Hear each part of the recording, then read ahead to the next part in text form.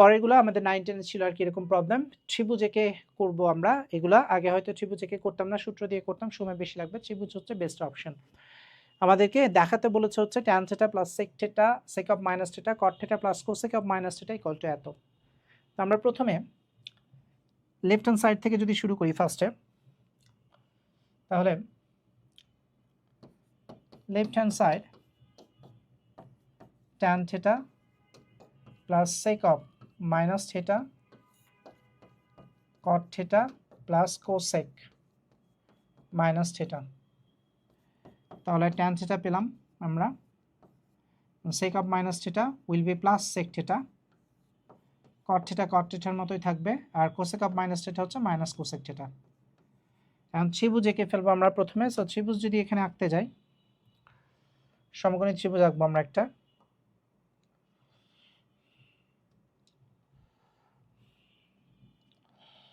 তো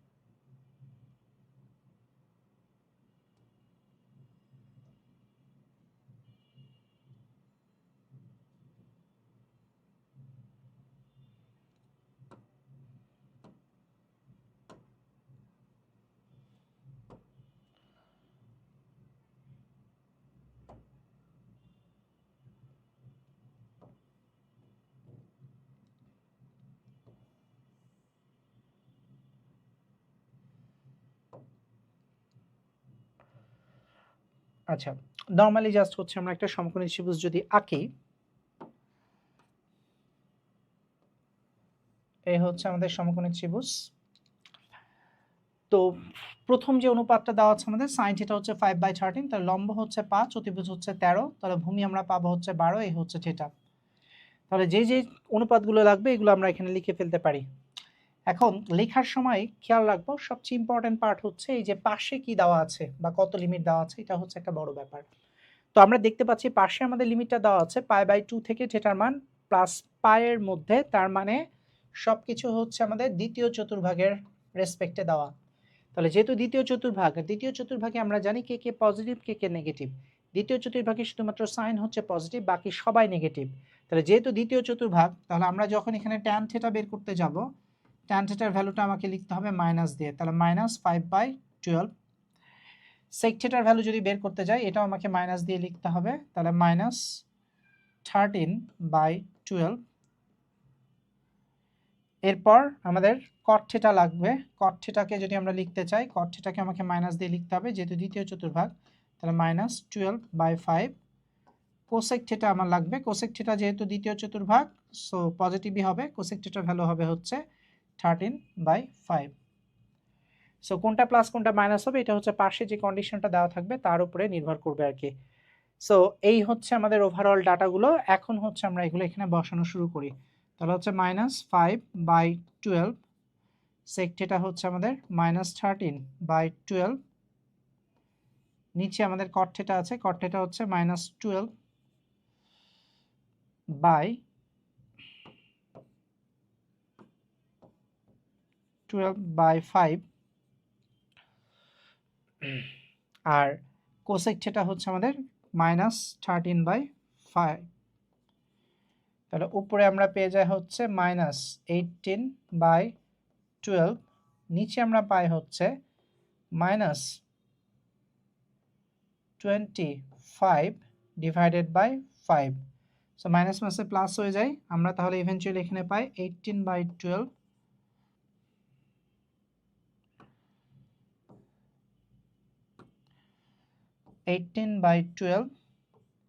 ইন্টু এখানে আমাদের চলে আসা হচ্ছে 1/5। সো 6 দ্বারা ডিভাইড করে দিলে আমাদের উপরে থাকবে হচ্ছে 3, নিচে আসবে 2 ইন্টু 1/5, সেখান থেকে আমরা পেয়ে যাই হচ্ছে 3/10 equal to right hand side. So 19 আমরা যেভাবে করেছি এখানেও একই রকমভাবে আমরা করব, জাস্ট ত্রিভুজটা ইউজ করব, সূত্র ইউজ না করে, কারণ সূত্র ইউজ করতে গেলে আননেসেসারি বড় হবে ক্যালকুলেশন। ওকে, সিমিলার টাইপের প্রবলেম। এবার cot থিটা দেওয়া আছে, cot থিটা ইকুয়াল টু 3/4 হলে এবং cos থিটা বলে দিয়েছে ঋণাত্মক, লিমিট দেয়নি, এবার জাস্ট বলে দিয়েছে cos থিটাটা হচ্ছে ঋণাত্মক, তাহলে আমাদেরকে এটার মান বের করতে বলেছে। সো এবার আর প্রমাণ না, মান নির্ণয় টাইপের কাজ। তাহলে আমরা যদি হচ্ছে শুরু করি, দ্য cot থিটা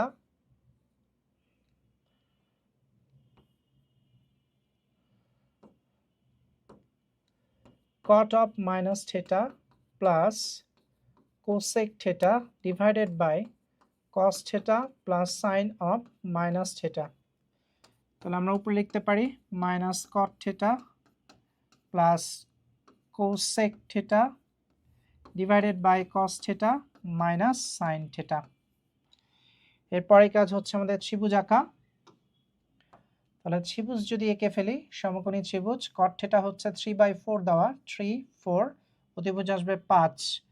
খেয়াল করে দেখি cos theta এবার ঋণাত্মক দেওয়া, তাহলে cos theta যদি ঋণাত্মক হয় অটোমেটিক্যালি সাইনও ঋণাত্মক হয়ে যাবে, কারণ আমাদের যেহেতু cot theta টা পজিটিভ দেওয়া আছে, তাহলে cot theta পজিটিভ হলে cot যেহেতু আমাদের হচ্ছে cos by sin, so basically cos ঋণাত্মক হওয়া মানে sin কে ঋণাত্মক হতে হবে, তা না হলে কিন্তু cot পজিটিভ হবে না। তাহলে সেই হিসাবে আমাদের যেখানে যা যা লাগবে এগুলো যদি বের করতে থাকি, তাহলে sin থিটা যদি আমরা লিখতে যাই, তাহলে sin থিটা আমরা এখানে লিখব এই ত্রিভুজের রেসপেক্টে -4/5। এরপর cos থিটা যদি আমরা লিখতে যাই, cos থিটা আমরা লিখব হচ্ছে -3/5। দেন cosec থিটা যদি আমরা লিখতে চাই, cosec থিটা আমরা লিখব হচ্ছে -5/4। সো ভ্যালুগুলো এখন বসানোর পালা। তাহলে মাইনাস cot থিটার ভ্যালু হচ্ছে 3/4, cosec থিটার ভ্যালু হচ্ছে -5/4, cos থিটার ভ্যালু হচ্ছে -3/5, sin থিটার ভ্যালু হচ্ছে -4/5। তাহলে উপরে আমরা পাই হচ্ছে -8/4, নিচে আমরা পাই হচ্ছে -7/5। তাহলে মাইনাস মাইনাসে কেটে গেলে উপরে আসে আমাদের 2, নিচে হচ্ছে 7/5, সো ইভেনচুয়ালি আমরা এখানে পাই হচ্ছে 10/7। এই হচ্ছে আমাদের মান নির্ণয়ের সলিউশনটা আর কি। তো কোনটা প্লাস কোনটা মাইনাস ধরবো এইটা ডিপেন্ড করবে হচ্ছে কে ঋণাত্মক বা ধনাত্মক এটা বলে দিবে, অথবা একটা লিমিট বা সীমা দিয়ে দিবে, যেটা আমরা এখানে আগের অঙ্কে দেখতে পেয়েছি। ওকে, আমরা চলে যাবো এবার পরের problem. cos theta plus cos pi plus theta plus cos 2π plus theta dot dot dot cos nπ plus theta. এখানে সবচেয়ে বড় সমস্যা হচ্ছে n এর মানটা কেমন হবে এটা বলেনি। যখন আমাদের এরকম কোনো সিরিজ দিবে যেখানে মান নির্ণয় করতে বলেছে কিন্তু n এর ভ্যালুটা কি ধরনের হবে এটা বলা নাই, তখন আমাদেরকে জোড় বিজোড় কেস ধরে ধরে হিসাব করতে হবে। তাহলে আমরা এইভাবে শুরু করি যে যখন n জোড় সংখ্যা, তাহলে n যখন আমি জোড় সংখ্যা ধরে নিচ্ছি, লেটস সে আমি n এর ভ্যালু ধরলাম হচ্ছে 2, তাহলে n এর ভ্যালু 2 মানে হচ্ছে তখন ধারাটা আমাদের হয়ে যাবে cos theta plus cos pi plus theta plus cos 2π plus theta. আমরা এরপর আর লিখবো না যেহেতু n এর ভ্যালু 2 ধরছে, তাহলে 2π পর্যন্ত যাবে। গেলে আমরা তখন ক্যালকুলেশন করে যেটা পাই cos theta minus cos theta plus cos theta, so কাটাকাটি করলে আমাদের অনলি থেকে যায় হচ্ছে cos theta. cos pi plus theta হচ্ছে মাইনাস cos থিটা, কারণ তৃতীয় চতুর্থ কারণ হচ্ছে আমাদের তৃতীয় চতুর্ভাগে পড়েছে যেটা cos এর নাই, এই জন্য মাইনাস এসেছে। তাহলে আমরা দেখতে পাচ্ছি cos থিটা থেকে যায়। এবার আমরা লিখব যখন n বিজোড় সংখ্যা, যখন n বিজোড় সংখ্যা, সো ধরে নিলাম n এর ভ্যালু এবার ধরলাম আমরা 3, তাহলে আমাদের ধারাটা দাঁড়াবে cos theta plus cos pi plus theta plus cos 2π plus theta plus cos 3π plus theta. তাহলে প্রথমটা cos থিটা, পরেরটা মাইনাস cos থিটা, পরেরটা আমাদের আসবে হচ্ছে 2π প্লাস থিটা মানে হচ্ছে cos থিটা, বা 3π 3 পাই মানে হচ্ছে আমরা যদি কোয়াড্রেন্ট হিসাব করি 1 পাই 2 পাই 3 পাই প্লাস সামথিং, তাহলে এখানেও একবার মাইনাস চলে আসবে। সো আলটিমেটলি চলে আসে হচ্ছে আমাদের 0। সো আমরা অ্যান্সারটা যখন লিখতে যাব তখন আমরা এইভাবে লিখব যে যখন n জোড় তখন cos থিটা আমরা পেয়েছিলাম উত্তরে, এবং যখন n বিজোড় তখন আমাদের অ্যান্সার আমরা পেয়েছি হচ্ছে 0। সো এইভাবে আমাদেরকে এইগুলো সলভ করতে হবে, একবার জোড় ধরে একবার বিজোড় ধরে, যেহেতু n এর মান সম্পর্কে কিছু বলা নাই, নির্দিষ্ট বা কত দূর যাবে এটা বোঝা যাচ্ছে না। অলরাইট, আমরা যদি পরের প্রবলেমে যাই, পরের প্রবলেমটাও কাইন্ড অফ সিমিলার টাইপের। বলেছে n বিলংস টু জেড হলে sine n pi plus minus 1 to the power n pi by 4 এর মান কত। এখানেও একই সমস্যা, জোড় বিজোড়ের ধরে আমাকে করতে হবে, বাট পার্থক্য হচ্ছে আগেরটা একটা সিরিজ ছিল, এটা কোনো সিরিজ না, এটা পার্টিকুলার একটা টার্ম। যখন পার্টিকুলার কোনো একটা টার্মের মান আমরা বের করতে যাব তখন সিরিজের মতো চিন্তা করা যাবে না। তখন আমাদের স্ট্র্যাটেজিটা হবে হচ্ছে এরকম, যখন n জোড় সংখ্যা, সো আমরা তখন n এর মানটা একটা ধরে নিব, যে ধরি n equal to 2m, m belongs to z, যেটা আমরা জোড় সংখ্যা চিন্তা করছি। তাহলে m বিলংস টু z হলে এবার যদি আমরা এই মানটা বসাই দিই, sine 2m pi plus minus 1 to the power 2m into pi by 4, তাহলে আমরা এখানে পাই সাইন 2m পাই, যেহেতু মাইনাস হোল স্কোয়ার মানে প্লাস হয়ে যাবে আর m এর মানের কোনো ইম্প্যাক্ট পড়বে না, তাহলে পাই বাই 4। এখন m এর মান আমরা বিলংস টু জেড ধরেছি, সো m এর মান বিলংস টু জেড ধরা মানে হচ্ছে 1 2 3 4 এরকম। সো চিন্তা করে দেখো, আমরা যদি এইভাবে ভাবি ব্যাপারটাকে, যে m যখন আমার 1 তখন sine 2 pi plus pi by 4, m এর মান যখন আমাদের হচ্ছে 2 তখন sine 4 pi plus pi by 4, কোথায় পড়ছে বলে 2 পাই প্লাস পাই বাই 4 মানে হচ্ছে 1 পাই 2 পাই অল পজিটিভের ঘর, তার মানে আমরা তখন লিখব হচ্ছে এখানে সাইন পাই বাই 4। আবার 4 পাই প্লাস পাই বাই 4 এর সময় কিন্তু ঘটনা সেমই হচ্ছে, অর্থাৎ আমরা এখানে কি পাচ্ছি, এটার ক্ষেত্রে আমরা সাইন পাই বাই 4ই পাবো, কারণ 4 পাই মানে হচ্ছে 1 পাই 2 পাই 3 পাই 4 পাই অল পজিটিভের ঘর। তার মানে যাই হোক না কেন অলওয়েজ আমরা এই ক্ষেত্রে পাচ্ছি যেটা, সেটা হচ্ছে sine pi by 4, that means 1 by root 2। এটা পেলাম যখন m এর মান হচ্ছে জোড়। এবার আমরা আসি যখন m বিজোড়, যখন m বিজোড়, মনে রাখবো m যখন বিজোড় হবে বা হয় তখন আমরা ধরে নিব n এর মানটা 2m plus 1, m belongs to z। তাহলে আমরা এখানে লিখব sine 2m plus 1 plus minus 1 to the power 2m plus 1 into pi by 4।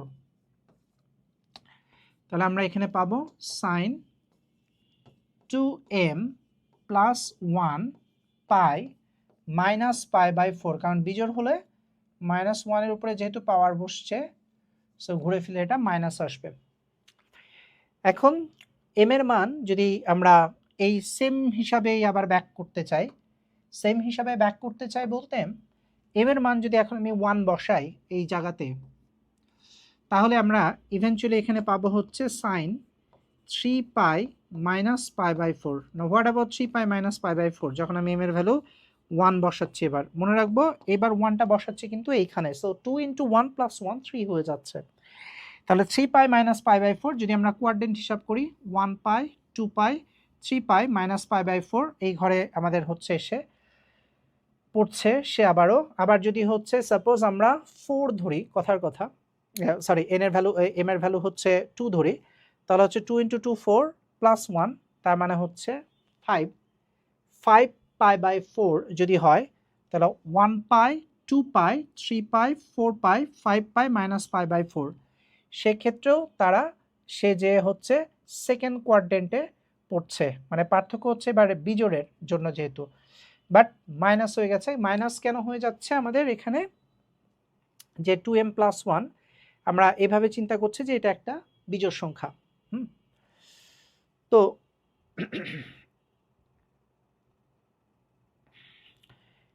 Ultimately আমরা এই ক্ষেত্রেও অ্যান্সারটা তখন কি পাচ্ছি আসলে খেয়াল করে দেখো, যে 3π - π/4, সো অবভিয়াসলি এখানে সাইনই আসবে এবং π/4ই আসবে। তো জোড় হোক আর বিজোড় হোক, দুই কেসেই আমরা দেখতে পাচ্ছি যে আসলে আমাদের এখানে হচ্ছে আমরা π/4ই পাচ্ছি।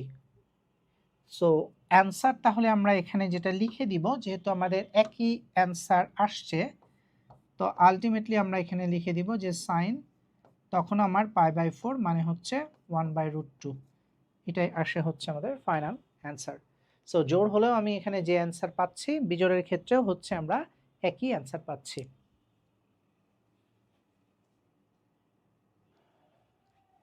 সো অ্যান্সারটা তাহলে আমরা এখানে বোথ কেসে যেহেতু একই ভ্যালু পাচ্ছি, তাহলে অ্যান্সারটা আমরা লিখে দিব 1/√2, এই হচ্ছে আমাদের উত্তর। ওকে, সো এটা আমাদের ক্লিয়ার। লাস্টলি আমরা আরেকটা প্রবলেম দেখব, সেটা হচ্ছে এইটা, যে থিটা ইকুয়ালস টু π/20 হলে দেখাও যে cot theta, cot 3 theta, cot 5 theta into cot 19 theta dot dot dot equal to -1। আচ্ছা, এই অঙ্কটা বোঝার সুবিধার্থে তোমার যদি ঝামেলা মনে হয়, তাহলে সেই ক্ষেত্রে তুমি π/20কে আগে ভেঙে নিতে পারো। ভেঙে নেওয়া মানে হচ্ছে বারবার থিটা লেখা যদি তোমার কাছে ঝামেলা মনে হয়, তাহলে বেসিক্যালি আমাদের অঙ্কে যেটা দেওয়া আছে যে থিটা ইকুয়াল টু π/20, তাহলে theta equal to π/20 degree, that means 180/20 অর্থাৎ 9 ডিগ্রি। এটা হচ্ছে থিটার ভ্যালু। তাহলে যেটা আমাদেরকে প্রমাণ করতে বলেছে লেফট হ্যান্ড সাইড, তাহলে cot theta, cot 3 theta, cot 5 theta dot dot dot cot 19 theta. So আমি এখানে সবগুলি টার্মই লিখব 2 2 করে গ্যাপ যেহেতু। তাহলে যদি আমি ভ্যালু বসাই, তাহলে এখানে প্রথমটা আসবে আমাদের cot 9 ডিগ্রি, তারপর cot 27 ডিগ্রি,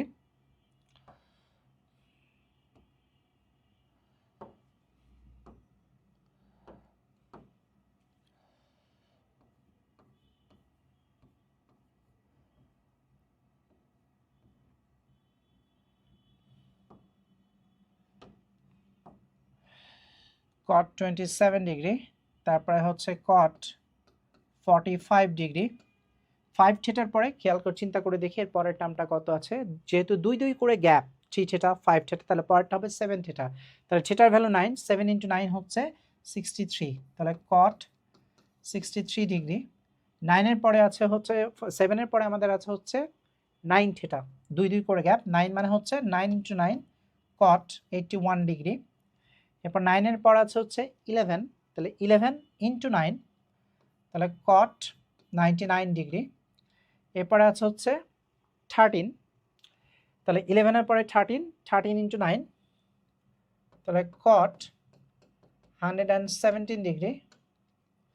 এরপরে আছে হচ্ছে 15, 15 এর জন্য আমরা লিখতে পারি cot 135 ডিগ্রি, 15 × 9।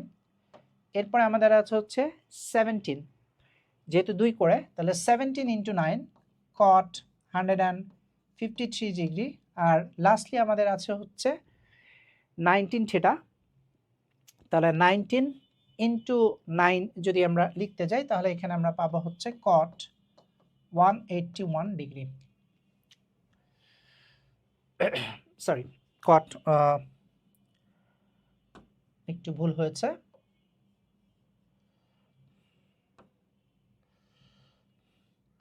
cot 171 degree.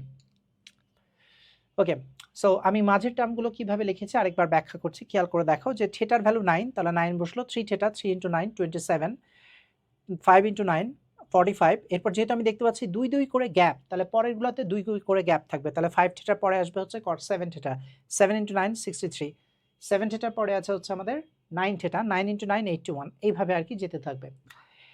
এখন যেই অ্যাঙ্গেলগুলো আমরা দেখতে পাচ্ছি অনেক বড় হয়ে গেছে, এগুলোকে আমরা ছোট করতে চাচ্ছি, যেগুলো 90 এর উপরে আছে আর কি।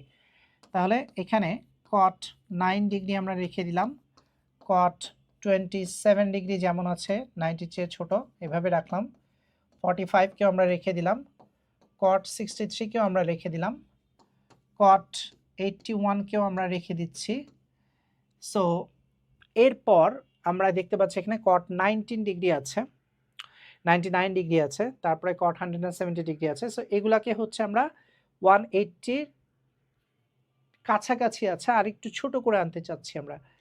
তাহলে সবার লাস্টে যেটা আছে cot 171 ডিগ্রি, চিন্তা করে দেখো এইটাকে অ্যাকচুয়ালি আমরা কি লিখতে পারি, এটাকে লিখতে পারি আমরা হচ্ছে 180 মাইনাস 9 ডিগ্রি। তাহলে সবার শেষ থেকে শুরু করছি, এটাকে আমরা লিখলাম cot 180 ডিগ্রি মাইনাস 9 ডিগ্রি। এরপর 153 ডিগ্রি, এটাকে আমরা লিখলাম cot 180 degree minus 17 degree, 27 degree, 27 degree. আর একটু ক্লিয়ার করে লিখছি আমি,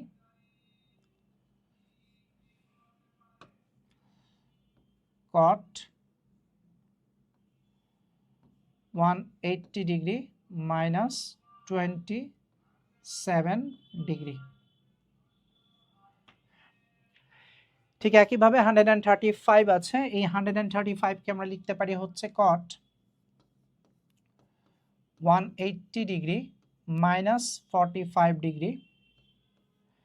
এরপর আছে 117, এটাকে লিখতে পারি আমরা cot 180 ডিগ্রি মাইনাস 63 ডিগ্রি। আর তার আগে আছে হচ্ছে cot 99 ডিগ্রি, cot 99 ডিগ্রিকে আমরা লিখতে পারি cot 180 degree minus 81 degree. So 81 degree থেকে 81 যদি আমরা বাদ দিয়ে দিই 81 ডিগ্রি, তাহলে আমরা পাবো হচ্ছে এখানে 99 ডিগ্রি। এরপর আমরা লিখবো না, কারণ কখন লিখবো না এটা কিভাবে বুঝতে পারবো, খেয়াল করে দেখো এখানে আমাদের রিপিট হওয়া শুরু হয়েছে। রিপিট হওয়া বলতে এখানে 81, এখানে 81, সো লেখা বন্ধ। এখন আমরা প্রথম দিকে যারা আছে তাদেরকে তাদের মতো লিখলাম, হুইচ ইজ cot 9 ডিগ্রি, এরপর cot 27 ডিগ্রি, তারপর cot 45 ডিগ্রি, এরপর cot 63 ডিগ্রি, তারপর cot 81 ডিগ্রি। লিখার পর পরে যেগুলো আছে এইগুলোকে এবার আমরা লিখবো। সো পাই মাইনাস থিটা সবাই হচ্ছে সেকেন্ড কোয়াড্রেন্ট দ্বিতীয় চতুর্ভাগে পড়বে, যেটা কটের ঘর না সাইনের ঘর, সবাই মাইনাস আসা শুরু করবে। তাহলে এখানে আমরা পাবো minus cot 81 degree minus cot 63 degree minus cot 45 degree minus cot 27 degree, আর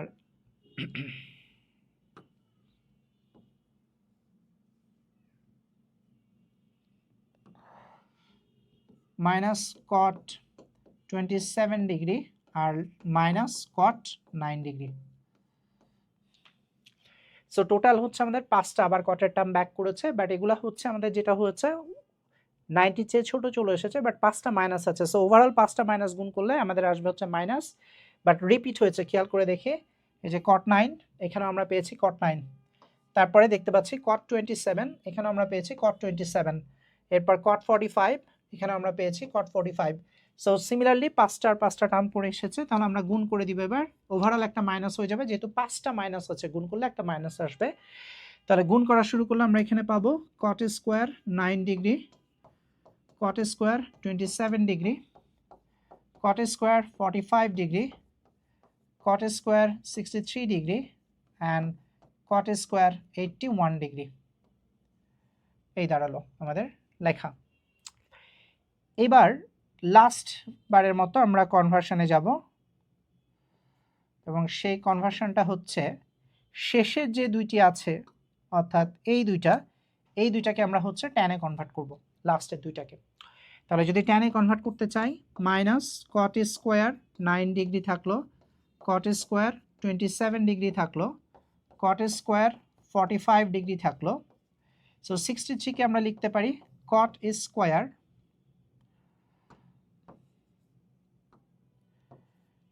cot square 90 degree minus 27 degree, আর কট স্কোয়ার 81 ডিগ্রিকে আমরা লিখতে পারি cot square 90 degree minus 9 degree. Actually আমাদের স্ট্র্যাটেজি কি? স্ট্র্যাটেজিটা হচ্ছে যখন আমরা এরকম কট বা ট্যানের টার্ম এভাবে একটার পর একটা গুণ আকারে থাকবে, ইউজুয়ালি কট আর ট্যানের সিরিজগুলো যোগ আকারে থাকে না, সাইন কজেরগুলো যোগ আকারে থাকে। সো কট বা ট্যানের অঙ্কগুলো যখন হচ্ছে আমাদের গুণ আকারে থাকবে তখন স্ট্র্যাটেজি হচ্ছে অর্ধেক সংখ্যক কটকে ট্যানে কনভার্ট করে ফেলা, কারণ tan theta into cot theta equal two তখন 1 চলে আসবে কাটলে। সো আমরা এখানে এক্স্যাক্টলি সেই চেষ্টাই করছি।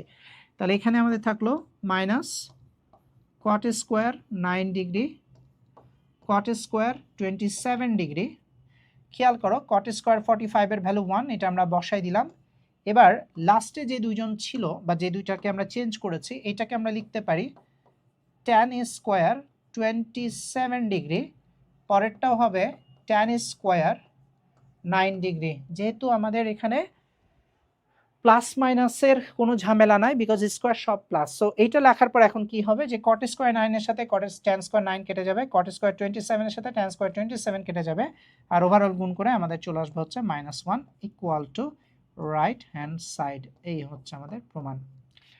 সো এরকম টাইপের অঙ্ক সিমিলারলি একটা বইয়ের মধ্যে আছে যেটা হচ্ছে ট্যান দিয়ে, একইভাবে সেমভাবে এটা ট্রাই করবা, আশা করি মিলাতে পারবা আর কি, একই স্ট্র্যাটেজিতে যাবে আর কি। বড় কোণগুলোকে আমরা ছোট করে ফেলবো, ছোট করে আবার যা আছে তাতে রাখবো, দ্যাট মিনস কট ছিল কটে রেখেছে, পরে যে হচ্ছে আমরা যেটা করেছি কটগুলাকে ট্যানে কনভার্ট করে দিচ্ছি লাস্টে যে। তো এইরকম যখন ট্যান বা কটের এরকম সিরিজ গুণ আকারে থাকবে বা অনুক্রম আকারে থাকবে, অনুক্রম বলতে আমরা এখানে এই জন্য বোঝাচ্ছি যে ভিতরে কোনো চিহ্ন নাই, ইনফ্যাক্ট শুধু গুণ চিহ্ন আছে আর কি। সো এইগুলোর ক্ষেত্রে আমাকে এই স্ট্র্যাটেজিতে আগাতে হবে আর কি। ওকে, সো হোপফুলি আমরা এটা ভালো মতো বুঝতে পেরেছি, এবং এই ছিল হচ্ছে আমাদের চ্যাপ্টার 7.1 এর ওভারঅল ওভারভিউ আর কি। সো পরবর্তীতে 7.2 তে আবার তোমাদের সাথে দেখা হবে।